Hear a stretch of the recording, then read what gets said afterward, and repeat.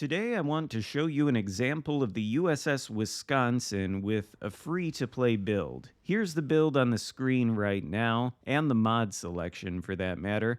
You'll note that I have the Legendary Artillery Plotting Room mod in the fourth slot, which does cost steel to obtain. And then the commander, of course, is William Sims, with Swirsky and Kondo as his two inspirations, in order to get 12.3 kilometers of concealment, along with the concealment module, of course. The reason I want to show you this battle with Sims at the helm is because I've seen far too many people claiming that the Wisconsin is just not all that good if you don't use a paid commander, like, for example, Azerlane Hoshino and Azerlane Colorado.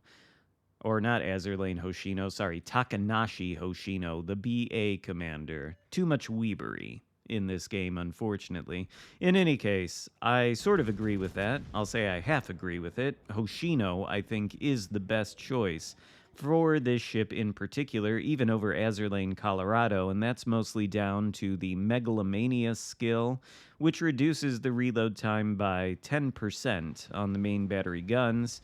It also cuts down the HP, and you can reduce the reload time with Azerlane Colorado too. Maybe a little bit more, but on the other hand, Hoshino gives you access to extra heals, and that's another reason I'd like to use her over anybody else. But you could really go either way. Azerlane Colorado or Takanashi Hoshino, both of them are indeed probably better choices than William Sims, but that doesn't mean the ship isn't still fantastic with William Sims at the helm. It is, and when it was first released, I spent half of the time I was testing it, playing it with Sims just to see. I think I included the very first match I played in Wisconsin in the initial video I did on the ship, and in that match, we were using Sims. We're using him again here, and the results are going to be great. But a couple of things. I think the main reason people think the Wisconsin is not so good without somebody like Hoshino or Colorado is because of the reload time on the main battery guns being 36 seconds. That's true, but you do have access to the reload booster, and the guns are ultra accurate. So personally, I don't really see the long reload time being a huge problem on this ship. Now, if we want to compare it to the previous campaign ship, the Preussen, that thing also has ultra-accurate main battery guns. It's a tier higher, and it's got fewer guns, only 8 instead of 9. However, you can build that reload into really absurd levels if you use the Brawler skill. You can get it under 20 seconds, and I don't know if that's the reason people are looking at the 36-second reload on the Wisconsin and saying, oh my gosh, this is terrible, but my response to that would be Wisconsin's reload doesn't necessarily need to be buffed. Preussen's reload might need to be nerfed. That would be the solution here. In any case, I think ultimately what's more important than even the commander you have at the helm is how you choose to play the ship. Certainly the commander does make a difference to the ship's parameters. It can give the ship's parameters major buffs, but none of those buffs matter if you sink within the first 5 minutes, which is what we would do if we were to push face first into this flank. Note we've got the enemy Constellation here, the enemy Amagi, an Atago, and potentially another cruiser that is unspotted behind the island. If we push into 4 enemy ships, 2 battleships, 2/3 of the enemy's battleship fleet, that is, and 2 cruisers, we can expect to be sent back to port very quickly because they're going to focus us down. What we need to do in this scenario is play a little bit more defensively, which is why we've assumed a kiting position as the Constellation pushes in. The Constellation also has torpedoes, by the way, so we don't want to sail closer to him and get hit by those torpedoes, especially with Atago kiting out in the distance. We saw his torpedoes moments ago, and so all these factors come together to tell us now is the time to kite. And if you're a student of the Xarkun School of Kiting, in order to get your degree and pass all of the courses, you also need to recognize that while kiting is valuable in this instance, because of the enemy opposition we're facing, we can't just kite forever. At some point, we're going to have to turn around and push in, but we're going to need to do it at the right time. Note that the enemy team has only lost one ship, one single solitary destroyer, but the blue team has begun this battle by losing 3 ships, one of which is a battleship, because of course it is. Perhaps a battleship that pushed too aggressively into opposition that focused him down. What we're trying to avoid here. Rear turret of justice out on that cruiser. No justice is dispensed. The shells all land in the water, and we make contact with the map border. But we've got some assistance out here in the form of 2 friendly cruisers who are busy using their DPM against the Constellation pushing in. And you can see from the Constellation's state of HP precisely why I didn't want to push my Wisconsin in the same scenario. Same thing would have happened to us, but Constellation is almost toast, and he's got an overmatchable bow by our 16-inch guns, so we're able to take him out for our first kill of the game, which, because we have the legendary artillery plotting room mod, is going to give us a damage buff, in addition to the accuracy buff. I think the epic mod on Wisconsin for the artillery plotting room is good. I'd go so far as to say it's warranted on this ship. And before you complain to me in the comments that not everybody can get the epic artillery plotting room mod, yes they can. It's about choices. You can get the steel required, which is only 500, if I'm correct, to get the epic artillery plotting room mod. Only 500 steel. You can earn that in one ranked season. You just have to choose to spend it on the mod instead of saving it for a ship, which is perhaps not a choice every player wants to make. Your mileage may vary on that, but it's not like this module is inaccessible to free-to-play players, just as Sims, Kondo, and Swirsky are all accessible to free-to-play players. So this is a free-to-play build. And we've done nothing whatsoever to cut down on the 36-second reload of the Wisconsin, aside from maybe using the main battery reload booster, which we haven't done until this very moment. We've got Atago that we citadeled early on in this battle, sailing out into that Charlie cap. Our friendly team has lost 4 ships.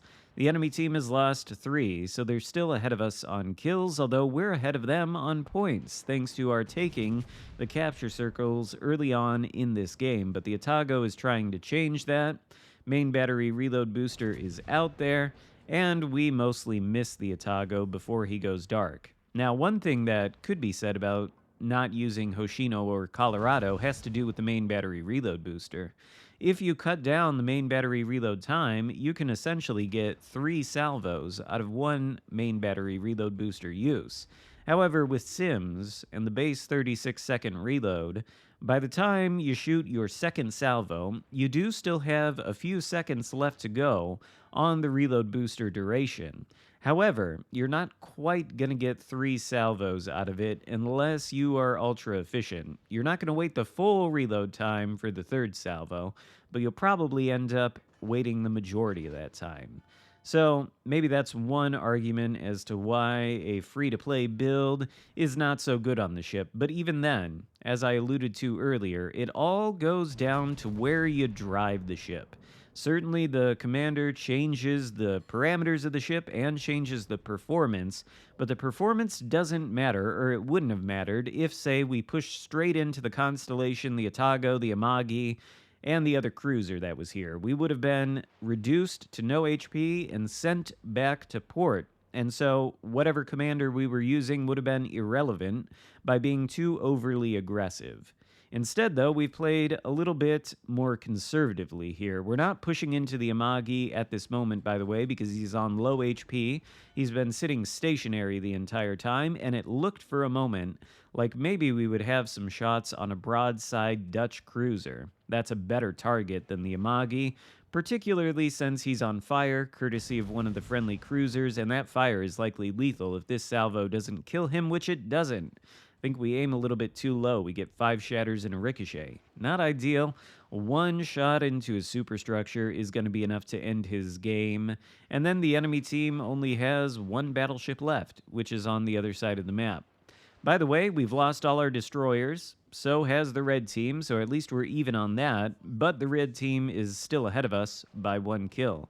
Still, we're slightly ahead on points, but the red team is about to take all of the caps.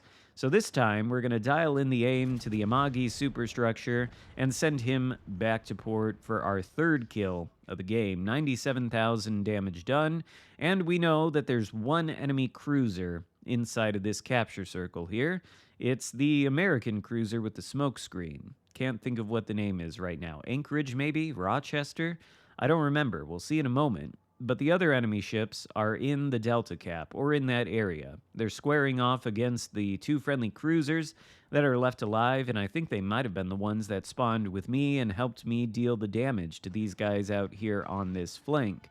They're going to be surviving for a little while longer, and ultimately doing a pretty good job of dealing damage to those remaining enemy ships over there. However, none of them are spotted. Only the Rochester is, and he's left it too late to escape that smoke screen. He's pressed up against an island, so he has to give his broadside to us, and giving the broadside to the Wisconsin, well, not exactly a recipe for success. Here's the biggest problem we're going to run into for this match. We got 4 kills, 115,000 damage, pushing into the Charlie Cap, but we are faced with a mostly full health FDG. Our cruisers are beginning to light him on fire and take down some of his HP, but of course he's pretty well armored. We can dial the aim up into his superstructure like we did with the Amagi, but ultimately we want that broadside. Now, there's one thing here that I always like to make a point. I don't think it's a good idea to be stationary in your battleship like the Amagi was and like this FDG is going to be. Being stationary just means you're ultimately a punching bag, especially for somebody who's maneuvering. And it's not like the Wisconsin is going to be the best brawler in the world, but we're able to utilize this smoke screen here, go dark for a second so that FDG is not really paying attention to us. We're able to also permanently disable one of his main battery guns, which is kind of nice. And now, for our part, we'll put our guns over to the side and try to go for the drive-by. We're not reloaded yet, but this will be a good time to use the main battery reload booster to get reloaded in order to achieve this broadside. However, in classic Xarkun fashion, you might say, we screw up the drive-by. We do hit the FDG, but we don't sink him. We only hit him for 10k in the back of the ship there. We get the high caliber medal, which is nice, but really this guy's got to go. And he's got his guns aimed in this direction. I think he was mostly concerned about the cruisers. It's just kind of a coincidence that the guns are aimed here. No matter though, we still got a little bit of that reload booster, and we're able to take out the FDG for our Kraken Unleashed, leaving only the Johann de Witt as the last cruiser left alive, who's playing the island bow tanking game and giving broadside to our position if we push out. So, it comes down, I think, mostly to the way we played this match, which is by being conservative to begin with, kiting when it was necessary, and then pushing back in when we had the opportunity to gain an advantage and help our team turn the tide here.